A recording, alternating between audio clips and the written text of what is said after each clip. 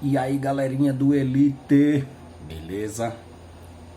Como é que vocês estão aí nesse confinamento? Um momento totalmente atípico, né?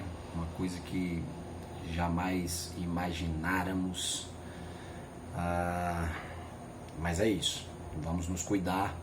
É por isso que estamos distantes, é por isso que estamos em isolamento, porque esse é um momento que requer todo o nosso cuidado para que isso passe logo. Então, enquanto não passa, Colégio Elite está com você, mesmo à distância.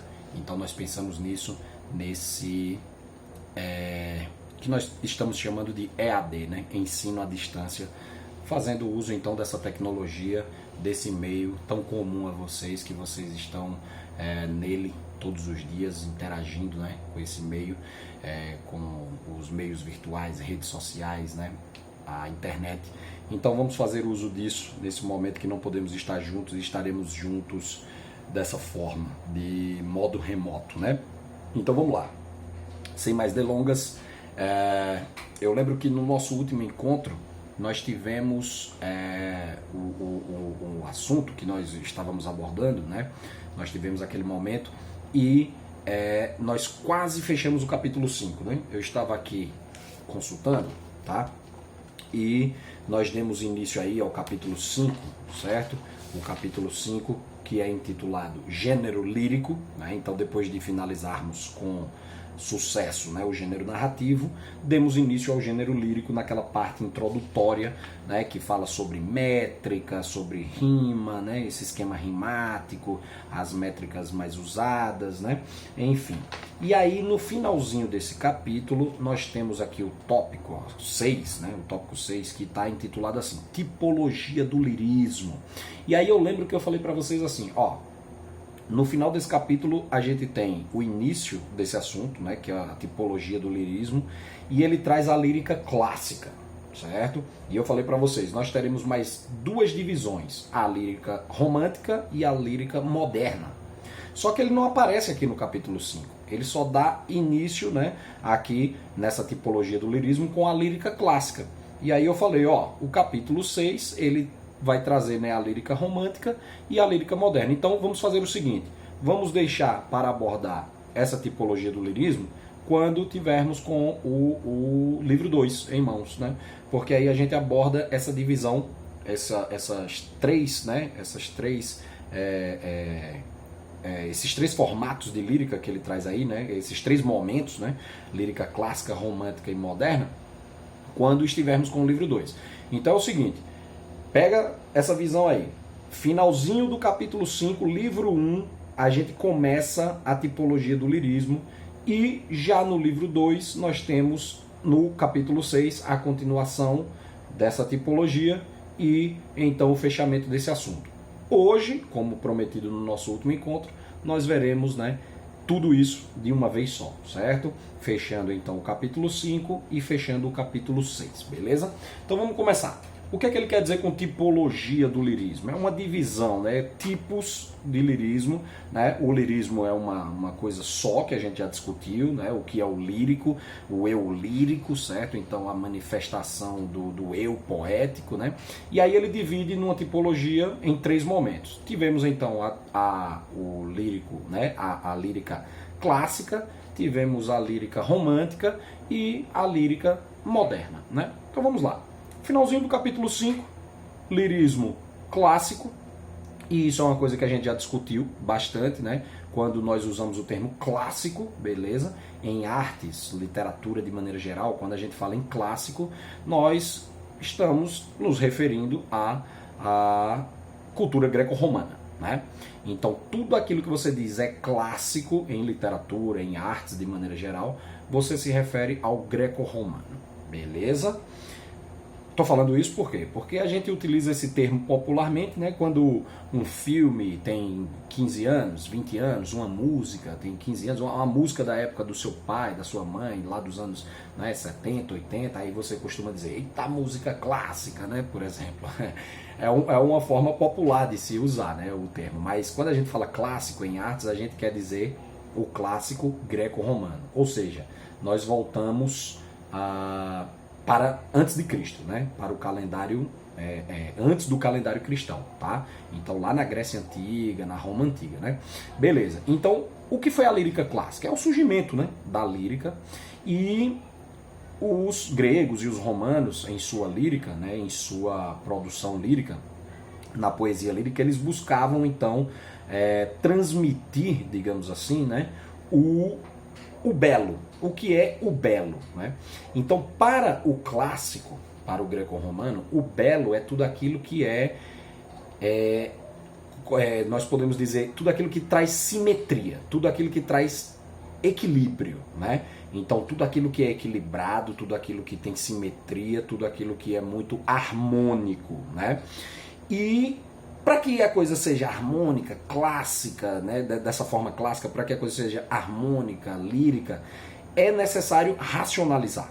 Né? Então, para que você tenha equilíbrio, para que você tenha uma coisa harmônica, equilibrada, é necessário racionalizar. É por isso que a gente diz que todos os momentos da literatura e das artes que tiveram influência do clássico, do greco-romano, é uma arte equilibrada, é uma arte racional. Né? E era exatamente isso a lírica clássica. Então, é possível notar, né, que a poesia clássica, a lírica clássica, você vai ter a busca pelo belo. E a definição do belo na Grécia Antiga era aquilo que era simétrico, né? Então aquilo que tem dois lados iguais e tal, aquela perfeição, aquela harmonia. E isso eles viam na natureza também, né? Então a contemplação, né, a natureza, essa harmonia, essa equilíbrio, né, natural. Então a lírica clássica, ela contempla a natureza, ela contempla as formas anatômicas, né, principalmente as femininas, né? E sempre buscando aquele equilíbrio, aquela simetria, né? E é por isso mesmo que a lírica clássica vai dar preferência também, em se tratando de literatura, às formas fixas, né? Então, as formas fixas como o soneto, né? Então, o soneto ele só tem uma possibilidade de ser soneto.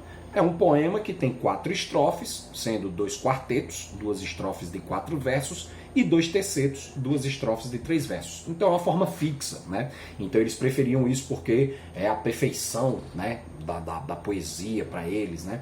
E eles preferiam também a métrica regular, né? Ou seja, eles usavam muito os decassílabos, né? Ou seja, cada verso tinha 10 sílabas poéticas, então ele começava dessa forma, ele terminava dessa forma. O esquema rimático também todo espelhado, né? Se ele começava por um esquema, né, alternado, ele fazia todo o poema alternado. Se ele começava intercalado, ele terminava todo o poema intercalado. Então ele busca isso, a harmonia, equilíbrio. E os temas, né, também buscam ter esse equilíbrio. A harmonia da natureza, a perfeição das formas da natureza, da beleza humana, né? Então, até mesmo o tratamento do amor é um tratamento equilibrado. Tudo isso é racionalizado. Então, quando temos a influência clássica, temos a influência racional, beleza? Isso a gente vai ver ao longo da literatura em outros momentos, né, que alguns autores, alguns artistas vão buscar inspiração no clássico e aí naturalmente se retoma a questão racional, ok? Então esse é o primeiro tipo de lírica, que aí fecha então o capítulo 5, né, que é o finalzinho do capítulo 5. E ele dá continuidade já no capítulo 6, tá? Que eu estou com ele aqui aberto aqui, né, pelo site do Eleva, certo? Porque eu não peguei o livro 2, tá? Mas estou com ele aqui. Então nós temos aqui no livro 2 o início da nossa parte de literatura na página 785, 785, aí você tem a continuação do gênero lírico, né? Continuando, então, nós temos agora a lírica romântica, dando início a esse capítulo. O que foi a lírica romântica? A lírica romântica vem num período, né, já no final do século XVIII na Europa, certo? E perpassa todo o século XIX, praticamente, né? Então, se tivemos o clássico desde antes de Cristo, né, e entrando no calendário cristão, certo? E sendo cultivado por muitos anos, por muitos séculos, a lírica romântica ela vem do final do século XVIII, né, e perpassa o século XIX praticamente inteiro, né? E aí o que é a lírica romântica? Como já diz o nome, né, o romantismo. Ele vai se opor ao clássico, né? O romântico se opõe ao clássico em que sentido? Vamos lá. Se a gente acabou de ver que o, o, o clássico ele busca o equilíbrio, o romantismo, né, a lírica romântica vai buscar o exagero. Então vai quebrar esse equilíbrio, vai quebrar esse padrão, e agora você não tem mais a coisa racionalizada, agora você tem a subjetividade. Então o tratamento do amor, o tratamento das relações humanas, o tratamento das coisas, né, em torno, né, do homem daquele momento, vão ser tratadas de forma exagerada. Então por isso predomina a subjetividade, ok? Então no clássico predomina a racionalidade, no romantismo a subjetividade. Então tudo romântico é exagerado, né? Então quando você fala em romantismo você lembra logo de quê? De idealização. As coisas são idealizadas, eles buscam a coisa, né, da maneira ideal, como fosse ideal. E por isso mesmo, né, sem racionalizar, sem perceber como o clássico percebeu a perfeição das coisas, eles buscavam uma perfeição que não existia, ou seja, eles tentavam idealizar. E aí muitas vezes nisso acabava acontecendo a frustração. Então aquela coisa da tristeza, de sofrer, de amor, de morrer, né? E aquela coisa todo o amor não realizado. Então, ou seja, isso é o romantismo, é aquela coisa exagerada no subjetivo, tá? Então nós temos isso no romantismo, né? Essa é a lírica romântica. E em se tratando da questão formal, né? O romantismo ele se permite um pouco mais, né?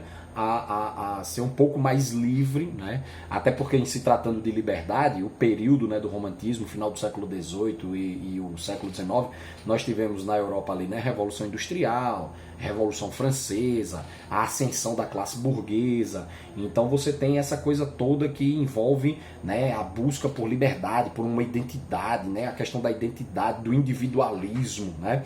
A identidade, esse individualismo também vai se refletir na identidade nacional, no sentido de expandir, né, a cultura do seu próprio país, né, de se agarrar àquilo, a um passado glorioso, a contar a sua história dessa forma, né? E aí, ou seja, essa coisa da independência política, da ascensão de uma nova classe, da burguesia, né, dos jovens, certo? A Revolução Francesa, esse pensamento todo político, artístico, o romantismo vem exatamente, né, para isso, para romantizar a época, né? Então é um momento todo de exagero, é um momento todo de busca de libertação. Então por isso que na formalidade a libertação, né, essa liberdade, né, já pode ser vista, né?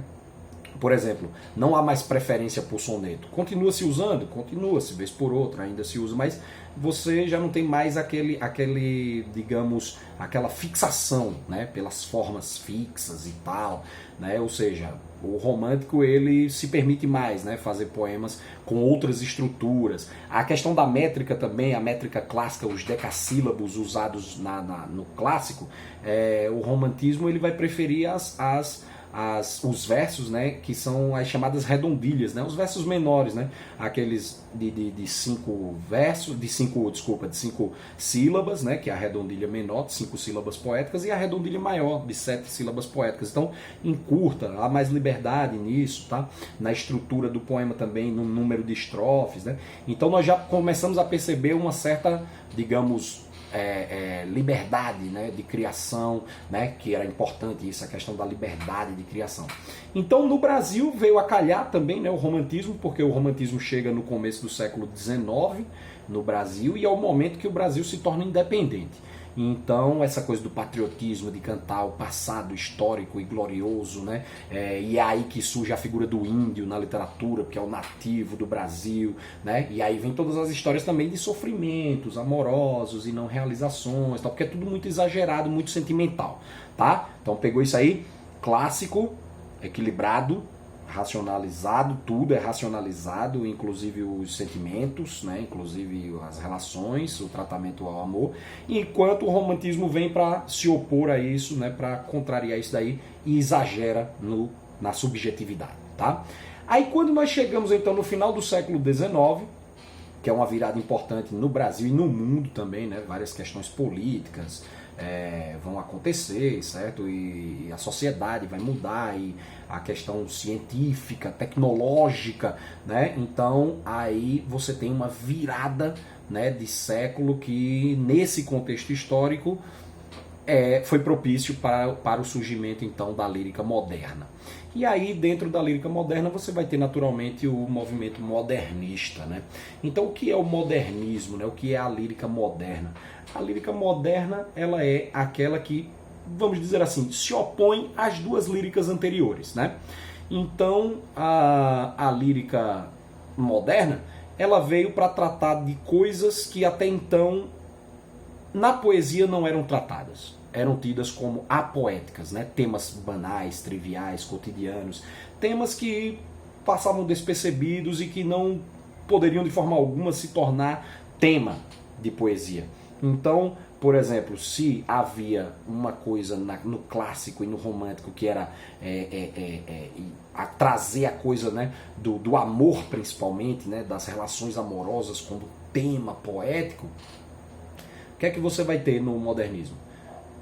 Na lírica moderna, as relações amorosas, elas são relações comuns, elas são relações triviais, banais, próximas do público, né? Elas não são grandiloquentes, ou seja, você tem principalmente na questão temática, na lírica moderna, a coisa banal, a coisa trivial, né? A coisa cotidiana que acontece no dia a dia.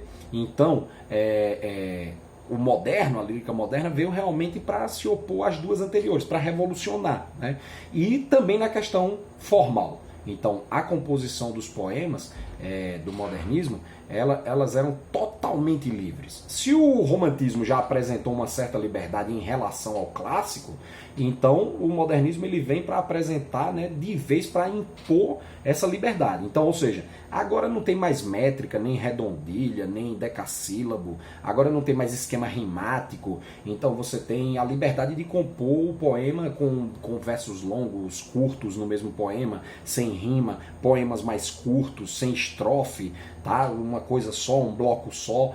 Enfim, a coisa ficou realmente livre, né? Então essa é a proposta de se opor ao passado, se opor à tradição, mas para se opor à tradição, ao passado, é necessário ter o conhecimento, claro, né? Então os artistas revolucionários do modernismo, eles tinham o conhecimento do que veio antes deles, para poder modificar e propor a mudança naquilo, né?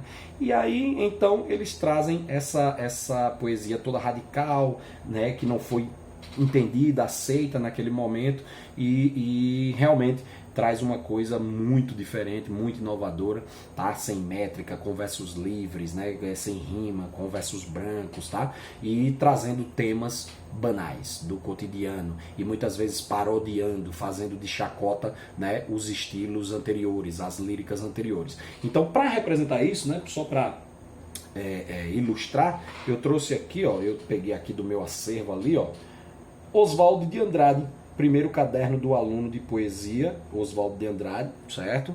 Que foi um livro que eu ganhei, inclusive, de um ex-aluno nosso, do Theo, né? Que ele passou ano passado no vestibular, não vou lembrar agora exatamente qual, FUVEST ou USP, foi algum em São Paulo, né? E aí no começo desse ano ele passou lá no colégio para me presentear, para agradecer, né? Eu que agradeço ao Theo, certo?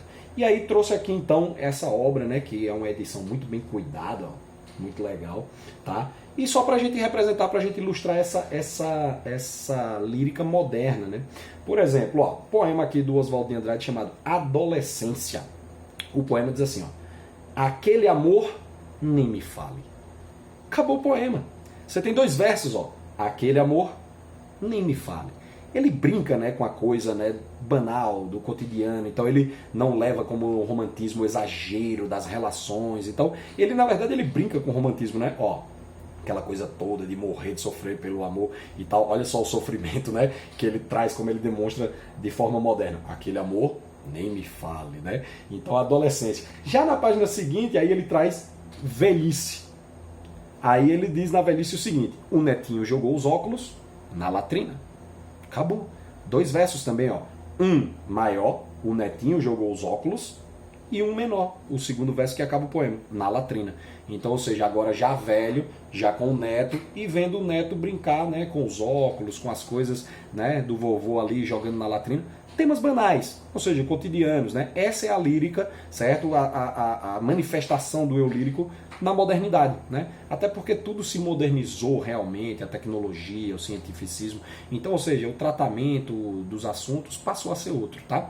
Então é isso. Resumindo, fechando aí a nossa aula de hoje, é isso. Lírica clássica, tá? Vai buscar o equilíbrio, certo? Vai buscar a simetria, a harmonia das coisas. A lírica romântica vai exagerar nos sentimentos, na subjetividade, enquanto a lírica moderna simplesmente trata os assuntos banais, que eram tidos como apoéticos, né?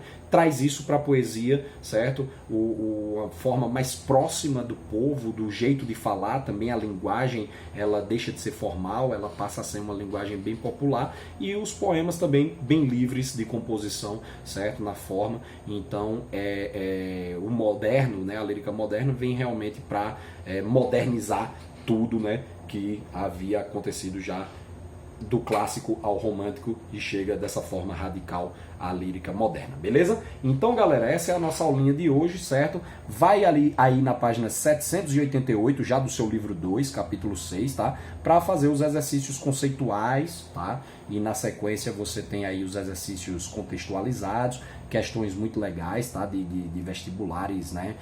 Bem conceituados, Unifesp, né? Então, Mackenzie, certo? Então não deixa de fazer, vai lá e põe em prática isso que a gente discutiu agora, beleza? Valeu, galera, até a próxima aula.